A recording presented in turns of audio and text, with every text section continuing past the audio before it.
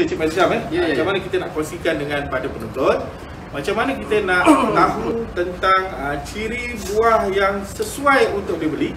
Maklumlah durian kita hari ni bukannya murah kan. So durian paling minimal kalau durian kampung pun purata lebih kurang dalam RM15 sekilo. Betul. Kan? So mungkin daripada situ kita dapat lihat bahawa macam mana kita nak membantu pembeli untuk membeli buah durian ni. Okey, terima kasih Cik Nazri. Setiap kali musim durian, ramai yang terlampau teruja untuk pergi kedai membeli durian. Jadi ada antara kita yang masih lagi kurang pengetahuan bagaimana kita nak memilih durian yang baik, terutamanya generasi barulah. Macam adik-adik saya walaupun dah berumur 30-40 tahun masih lagi tak tahu macam mana nak pilih durian yang betul. Jadi di sini saya akan tekankan kepada konsep nak memilih durian, saya tekankan kepada konsep 3K lah. Maknanya tuan-tuan apabila nak memilih durian, tuan-tuan kena lihat 3K tu.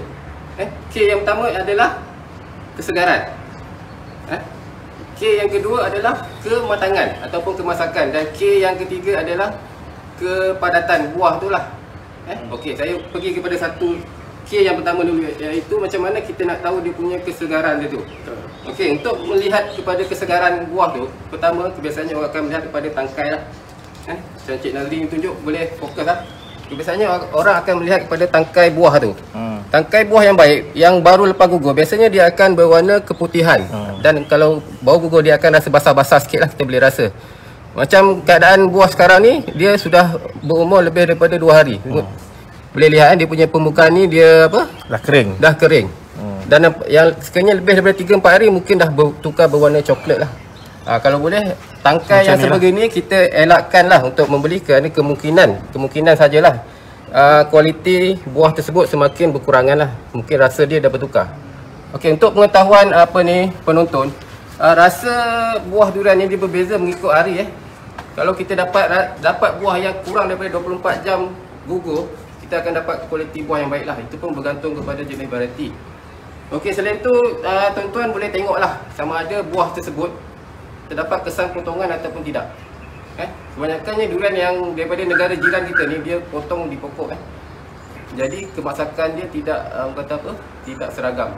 Jadi berhati-hatilah masa memilih buah tersebut. Okey, yang tips yang kedua untuk melihat kesegaran adalah melihat kepada kulit buah durian ni. Kalau boleh pilih kulit buah yang cantik, hijau dia cantik, tak dapat tumpukan hitam. Kadang-kadang tumpukan hitam ni adalah disebabkan oleh penyakit. Jadi buah yang berpenyakit ni biasa rasanya lebih tawar lah, orang kata lebih tawar. Okey, K yang kedua kita nak tengok apabila memilih buah adalah melihat kepada kematangan buah tersebut. Sama ada buah tersebut sudah masak ke belum. Kebanyakan orang dia tak tahu adakah buah yang dia ambil ni masak tidak, terutamanya durian daripada varieti durian kampung ni lah, yang kita tak tahu apa jenama dia, apa jenis dia. Kalau kita nak pilih, pastikan buah tersebut masak. Okey, macam mana kita nak tahu buah tersebut masak, Cik Nazri? Cik Nazri memang dah tahulah kan. Jadi boleh cara yang paling mudah adalah kita nak dengar bunyi buah, dalam buah ni. Sebab apa? Buah yang masak ni dia ada ruang antara isi dan kulit dia. Jadi apabila kita menggoncang dia ada berbunyi. Dia akan berbunyi. Bunyi dia macam mana, Cik Nazri? Dia akan berbunyi seperti ada rongga kosong. Dia macam bunyi geduk-geduk kan. So kalau ada kata visual kita punya audio cantik, memang kita akan dapat dengar lah. Tapi sebenarnya dia perlukan pengalaman jugalah. Kan? Kalau tak ada pengalaman mendengar bunyi, kita tak tahu apa benda kita nak dengar bunyi tu. Betul. Kan? Dan satu lagi, ada setengah varieti tak semestinya bunyi dia tu masak. Tak juga, tapi hampir 99% kalau kata bunyi tu dia masak lah. Okey. Yang kedua berkenaan dengan bau. Bau ni pun dia subjektif juga. Ada setengah durian dia tak berbau, tapi kebiasaannya kalau durian musangkir ni kalau masak dia ada bau. Macam sekarang ada bau tadi. Sebab hidung saya kurang berfungsi. Ada bau. Ada bau. Alhamdulillah. Okey. Ada bau. Okey, yang tip yang ketiga untuk melihat kematangan ini biasanya orang pakar-pakar lah buat lah. Tengok melalui duri yang lembut. Okey, kita cuba explain sikit. Duri ni bila kita garitkan kuku kita dekat duri ni, dia akan bunyi seperti kosong. Kosong. Maknanya dia tak padat, dia ringan.